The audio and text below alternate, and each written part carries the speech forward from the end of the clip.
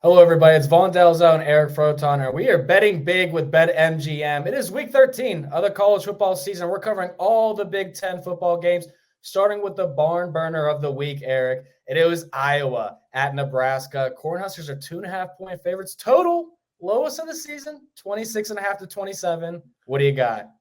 Yeah, of course, it started out at 27.5. Like each week, it's the limbo of Iowa. How low can we indeed go? And in fact, even though they're 9-2 here and they've clinched the Big Ten championship game appearance, they are the underdogs with Iowa.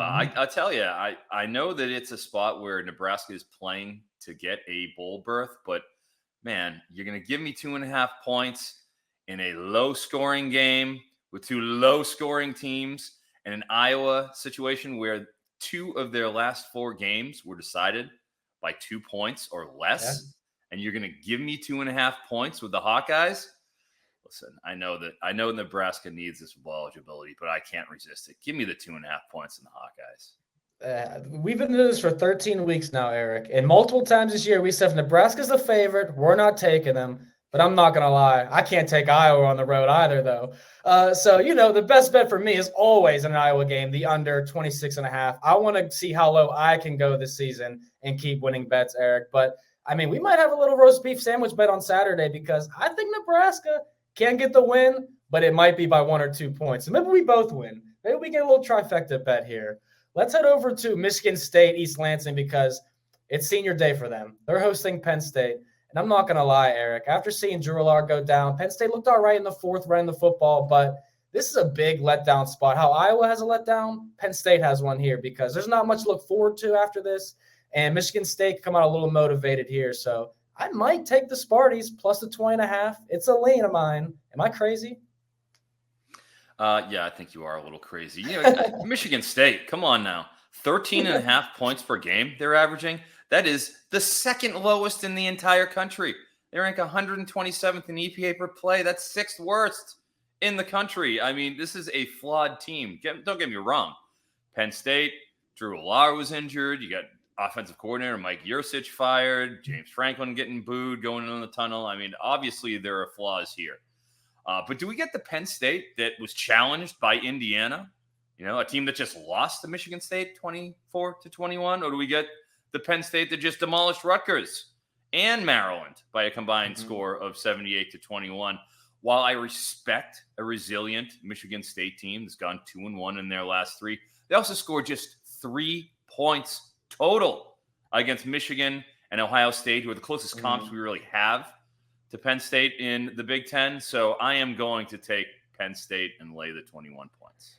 A lot of roast beef flying on Saturday, and we got some head-to-head bets here. I like this. Hopefully you're not fading me on the next one because, you know who I'm rocking with there. We're talking about Ohio State at Michigan, Saturday, 12 p.m. ET on Fox. I am super excited to be at this game on the sidelines, and I know Jim Harbaugh will not be joining me on the sideline, but that's okay. They've done well without him, and last week, Eric, there was a big letdown opportunity for Michigan on the road at Maryland. They were up 23-3 in that game, total control before the tush push went effect, and Maryland went all Jalen Hurts and Philadelphia Eagles on us. But I'm not letting the recency bias affect me on this Michigan team because their defense is still the best in the country. Some Ohio State has not seen yet.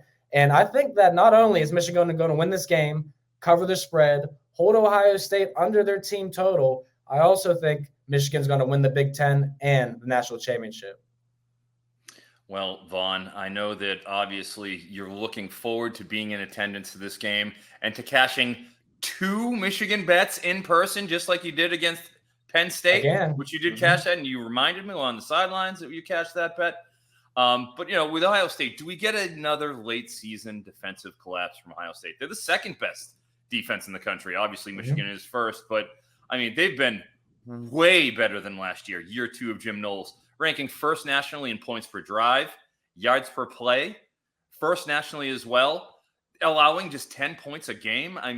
Give me a break here. Every single game that Ohio State has played, they've had a 90+% win expectancy with the exception of the Notre Dame game. Speaking of tush pushes and, 1-yard touchdowns, obviously with Michigan, they're just mauling opponents on the ground. They haven't even had to throw the ball the past few games, as we saw again in Happy Valley, ranking 129th in pace. They want to lean on you.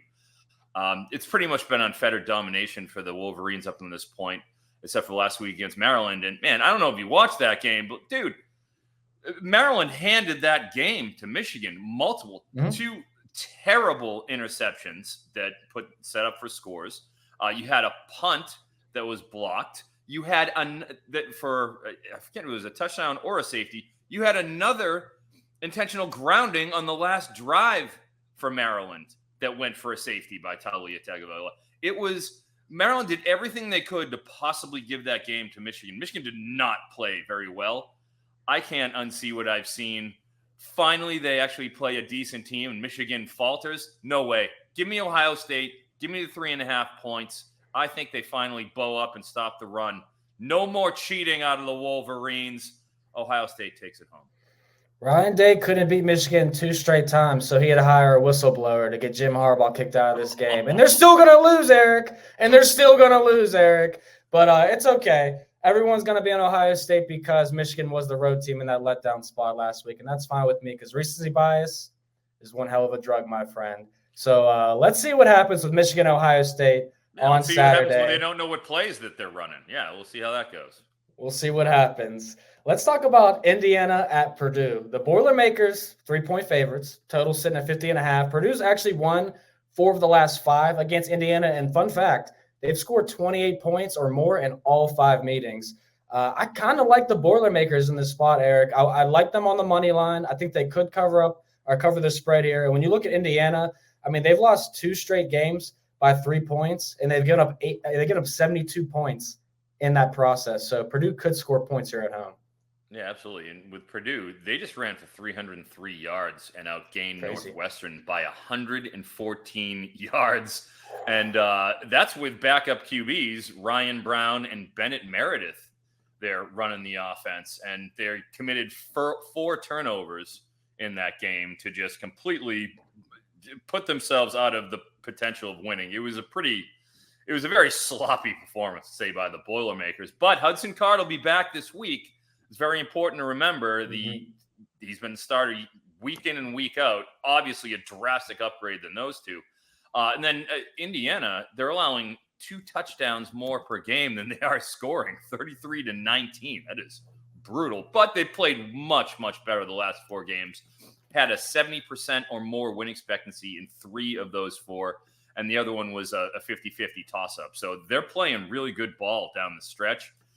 Each of these porous defenses, though, allow over 31 points per game. Card returning, Indiana is 7-4 to the over. Give me the over 50.5 points.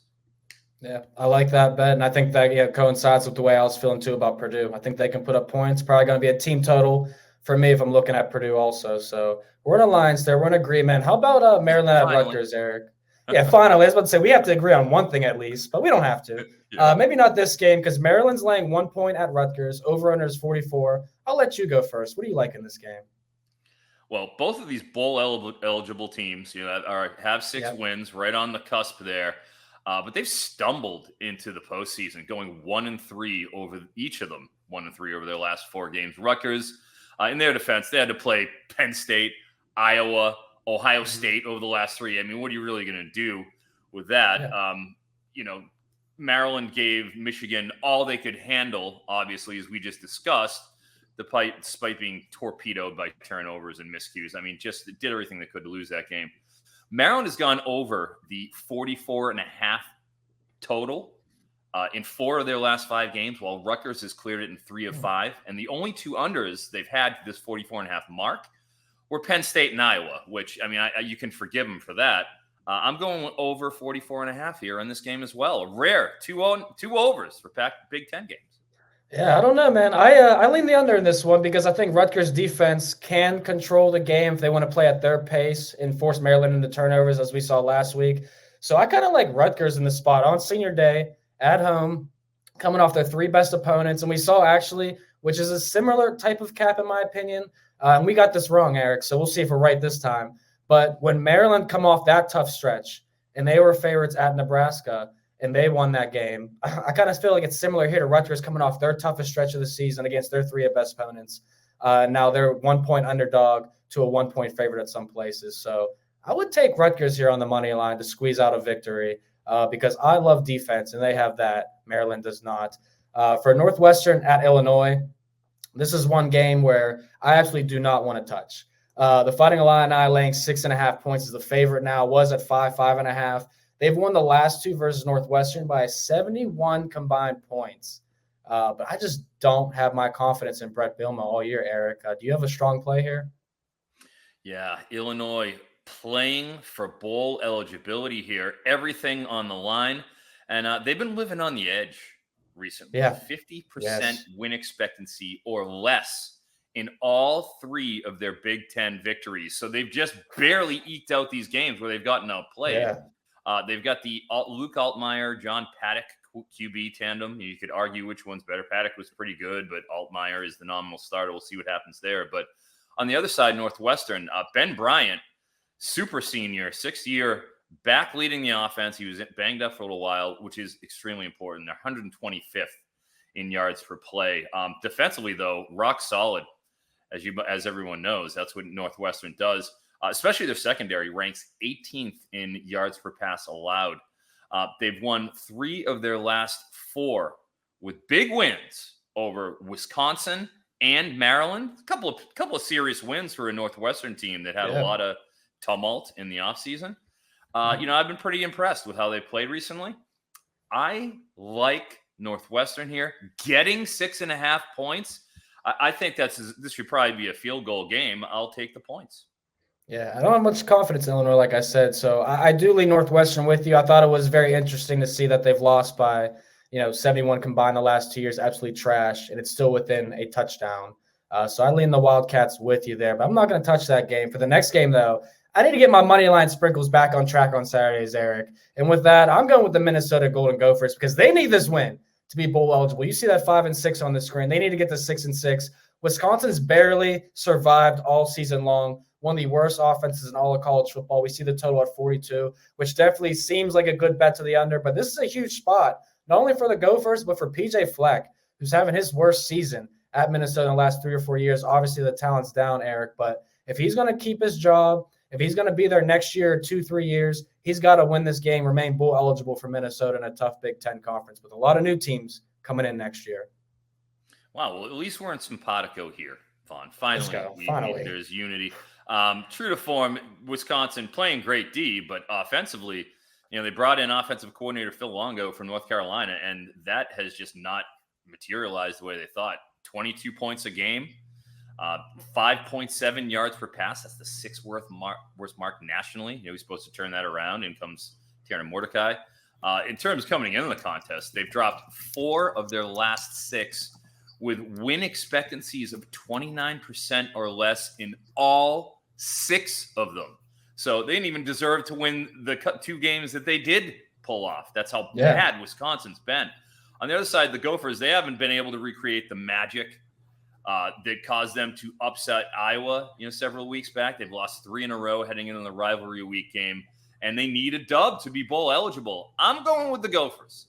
The motivation's on their side. They need this game to win. Wisconsin, even when they're winning, are winning ugly. Give me the Gophs. We're on the same side, Vaughn. They win. That'll be 6 wins on the year, bowl eligibility, and half of their wins will have come against their rivals, Eric. That's how you want to get it done if you're PJ Fleck. Keep those trophies in the trophy case to keep your job, my man. That's how you get it done. All right, make sure you join Eric Froton and myself, Vaughn Dalzell, Friday morning, 11 a.m. Eastern on the NBC Sports YouTube channel. Friday morning, right? Yes, Friday morning. Catch all the best because it's Black Friday. Have a good Thanksgiving. We'll see you then.